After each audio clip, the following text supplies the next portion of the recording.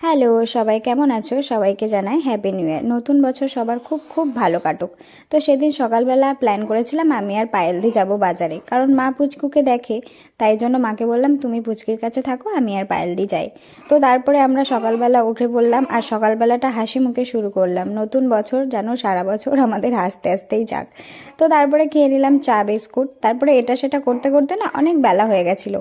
তখন বাজে প্রায় 11টা। তখন গেছি বাজারে। তারপরে বাজারে গিয়ে দেখি মাটন ফুরিয়ে গেছে।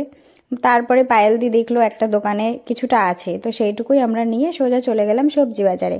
আর শীতকালে কিন্তু সবজি খেয়ে খুব মজা আছে, দেখো এখানে কত রকমের সবজি। তারপর এখান থেকে সবজি নিয়ে নিলাম। তারপরে নতুন আলু, এগুলো খেতে কিন্তু দারুণ লাগে, নতুন আলু ভাতে এসব। তারপরে সোজা বাড়ি চলে আসলাম। বাড়ি আসার পরে পায়েলদিকে বললাম মাটনটা আমিই রান্না করি, যেহেতু মা সারাক্ষণ পুচকিকে দেখছে আর মাকে রাতও জাগতে হয় সেই কারণে মাটনটা আমি রান্না করলাম। আর এই পাশে গরম জল বসিয়ে দিয়েছি মাটনে দেওয়ার জন্য। তো এখানে আলু ভাজা হচ্ছে, এরপরে মাটনটা কষিয়ে নিলাম। তারপরে ভালো করে কষানো হয়ে গেলে তারপরে লাস্টে জল দিয়েছি। আমি কিন্তু চিকেন রান্না করি প্রায় দিনই, মাটনটা খুব কম রান্না করি।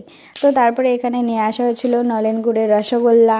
এটা খেতে কে কে ভালোবাসে, আমার সেই লাগে। তো দেখো আমার মাটন রান্না রেডি। টাটা।